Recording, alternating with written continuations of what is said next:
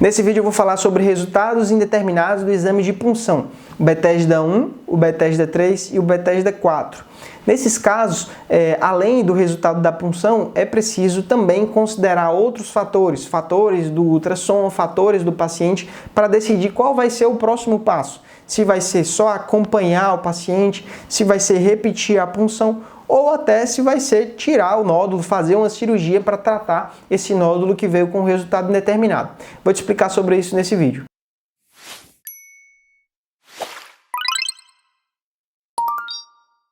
Olá, eu sou o Dr. Jonatas Catunda, cirurgião de cabeça e pescoço. Seja bem-vindo ao meu canal. Aqui você sempre vai encontrar informação sobre as doenças da tireoide, sobre medicina, sobre cirurgia de cabeça e pescoço, explicado de uma forma clara e fácil de entender. Se esse é o seu primeiro vídeo aqui, já se inscreva no canal, ative as notificações para não perder nenhum dos vídeos, curta esse vídeo para ajudar o YouTube a mostrar para mais pessoas que estão passando por esses problemas da tireoide, compartilhe e sinta-se convidado a participar de uma das lives que eu faço todas as terças-feiras à noite, às 8 horas. Comento algum tema sobre tireoide, depois respondo as perguntas de quem está acompanhando ao vivo. Ajuda muito a você entender um pouco mais sobre o seu problema de saúde.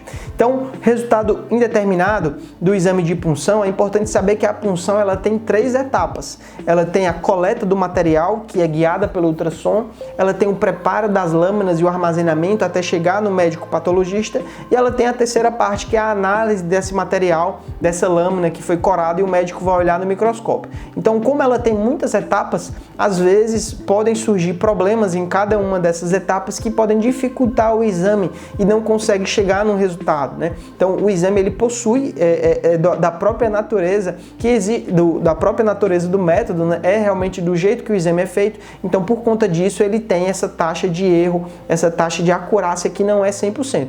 O exame que é 100% é a cirurgia, é tirar a tireoide e olhar no microscópio. Realmente é a biópsia que é o padrão ouro, né? É realmente a verdade absoluta, é depois que opera. Só que você não vai sair operando todo mundo, você só vai operar os pacientes que têm claro benefício para operar, né? Afinal, uma cirurgia com anestesia geral, que passa muito próximo do nervo da voz, que mexe com as paratireoides, o ideal é realmente você só operar se tiver claro benefício, né? Então, o resultado indeterminado, ele engloba o Bethesda 1, que tem uma chance de 1 a 4% de ser um câncer, o resultado Bethesda 3, que tem de 5 a 15%, e o Bethesda 4, que tem 15 a 30%. Isso de uma forma em geral, porque quando a gente analisa outros fatores, esse percentual pode aumentar ou diminuir. Então, por exemplo, se é uma paciente, um homem com mais de 50 anos, que fuma e bebe, que tem casos na família de câncer de tireoide, que tem um nódulo sólido hipoecóico com microcalcificações, vem um resultado Bethesda 1, 3 ou 4, a chance de ser câncer já é altíssima pela própria característica do nódulo e do paciente, né? Então a gente precisa sempre somar todo o diagnóstico, não é só um exame. Em medicina é muito difícil você tomar uma decisão baseada em apenas um único exame. A gente analisa vários fatores para realmente encontrar quem é o culpado, né? Quem realmente causou aquilo ali, né? Quase como um investigador, né? Então, falando primeiro do Bethesda 1, o Bethesda 1, na verdade, o que aconteceu foi a coleta do material, não chegou o material suficiente para o médico analisar. Bethesda 1, ele viu pouquíssimas células foliculares, as células da tireoide que realmente precisam ser analisadas para ver se elas estão com aspecto benigno ou aspecto maligno. Uma das causas é a hemorragia, é uma punção hemorrágica, como a gente pode dizer. Na verdade, na hora que o médico introduziu a agulha no nódulo, às vezes o nódulo é muito vascularizado e veio muito sangue, às vezes no meio do caminho ele passou por uma veiazinha e entrou sangue. Então é algo que pode acontecer com qualquer médico, é algo que depende também das características do nódulo, depende também do paciente. O paciente que é hipertenso também pode aumentar um pouco esse evento, né, de você ter mais sangue na punção. E aí outras causas é o preparo inadequado, realmente pode acontecer, e o conteúdo de cisto. Às vezes o nódulo é um nódulo misto ou é um cisto na tireoide que quando você entra dentro dele e aspira o material, realmente tem poucas células. Então vem um resultado Bethesda 1, mas é um resultado Bethesda 1 que é esperado para aquele caso. É um paciente que realmente tem um nódulo que tem tudo para ser benigno, mas vê o Bethesda 1 não porque pode ser um câncer, mas é porque tem pouca célula mesmo, é um cisto, né?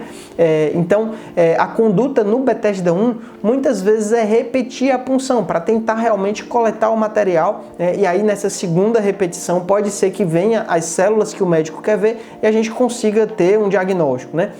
O resultado Bethesda 3, ele já é um resultado um pouco diferente. No resultado Bethesda 3, ele conseguiu ver células.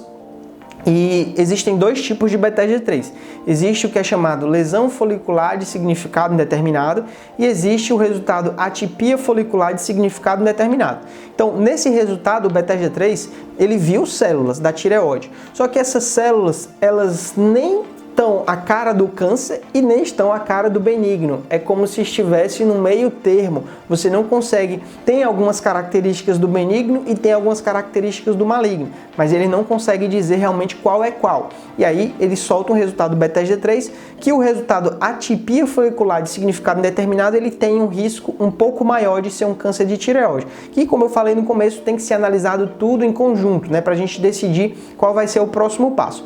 Em geral, no resultado Bethesda 3, a conduta é repetir a punção para ver se vem mais células, se vem células diferentes, para você ver se nessas novas células que vieram, elas estão mais características para o maligno ou mais características para o benigno. É por isso que você repete a punção, né? Nesse resultado Bethesda 3. Às vezes o paciente ele tem tireoidite de Hashimoto e aí a punção Bethesda 3 pode, ao invés de pegar só células foliculares, pode pegar áreas que já foram muito comprometidas por conta da tireoidite ou células com vários leucócitos, né, linfócitos, por conta da inflamação da tireoidite. E aí o resultado vem um pouco diferente mesmo, mas provavelmente é por conta da tireoidite, né?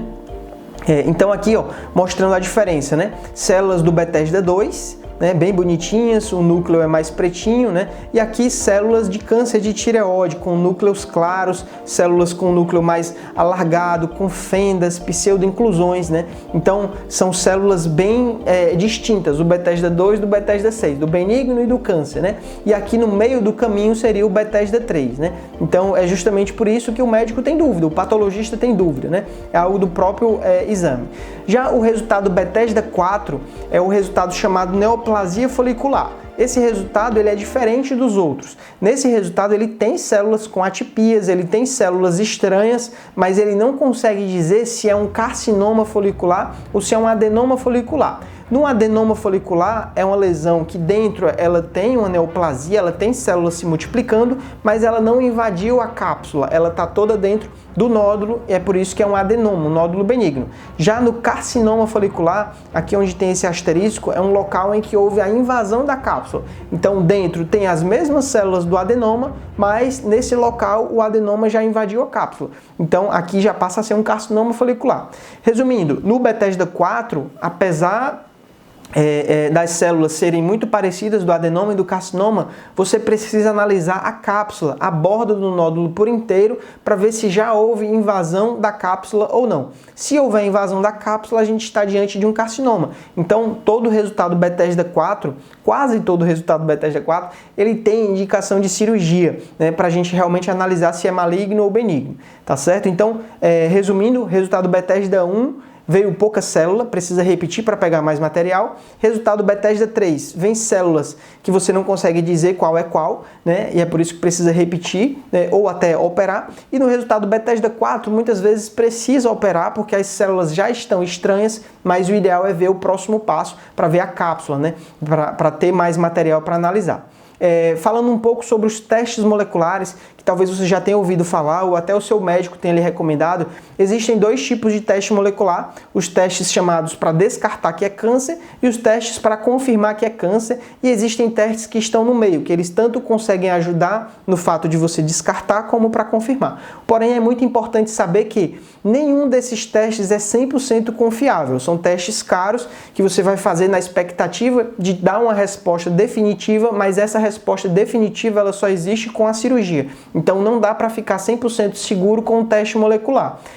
Todas as pesquisas elas são financiadas pelas próprias empresas que vendem os kits. Como é um teste caro, eu não tenho como comprar kits e fazer um teste em paralelo. É muito difícil de realizar isso. Então você fica na dúvida em relação a esses resultados e é preciso ver resultados ao longo do tempo, né? Por muitos anos para realmente confirmar se é aquilo mesmo ou se o resultado não está tão confiável, né? E aí fica a dúvida se esses testes eles agregam valor ou se eles só atrapalham adiando uma cirurgia. O teste disse uma coisa e lá na frente você descobre que era um câncer, né? No guideline da ATA, ele deixa bem claro, se for fazer testes moleculares, os pacientes eles devem ser aconselhados sobre os potenciais benefícios, mas as limitações dos testes e sobre as possíveis incertezas no tratamento e no resultado a longo prazo. Quer dizer, o teste que é feito para lhe dar uma certeza, ele tem a incerteza a longo prazo, porque é tudo muito novo, né? E em resumo, não há nenhum teste molecular que possa definitivamente descartar ou confirmar malignidade em todos os casos de citologia indeterminada. Os resultados a longo prazo provando utilidade clínica, eles ainda são necessários. Só o tempo vai mostrar se a gente pode realmente confiar nesses testes ou não. Resumindo, veja o seu caso com o seu médico. Se não estiver satisfeito, procura uma segunda opinião. Se a punção vê um resultado indeterminado, às vezes é bom pedir uma revisão de lâmina, outro médico analisar esse material para a gente realmente confirmar ou descartar a malignidade. No final, dá certo. No final, sempre dá certo. O câncer de tireoide é uma doença muito indolente, que não tem muita diferença entre tratar quando ele tem 1 centímetro, quando ele tem 2, quando ele tem 3. No final, a chance de cura é muito boa. O que pode mudar é o tamanho do tratamento. Ao invés de fazer uma parcial, vai ter que fazer uma total. Ao invés de fazer só a cirurgia, vai ter que fazer a iodoterapia. Às vezes a doença vai voltar, mas a cura é a mesma. A chance de cura é muito boa, né? Então, é por isso que é importante, além da punção, ver todo o cenário, ver o caso do paciente, ver o ultrassom e ver a punção e ver o tempo de evolução. Às vezes a pessoa já tem um nódulo há muitos anos, né? Tudo isso é levado em consideração. Então é isso, muito obrigado por assistir esse vídeo. Deixe nos comentários, né, qual foi o seu resultado, qual é a angústia no seu tratamento. Se você já passou por essa fase, já fez até a cirurgia, também comente qual era o seu resultado da punção e o que foi que veio na punção, na cirurgia, né? Qual foi o resultado final, né? Ajuda a outras pessoas que estão passando por isso a entender mais ou menos como é que acontece na prática, né, na vida real, né? E é isso, muito obrigado e até o próximo vídeo. Valeu!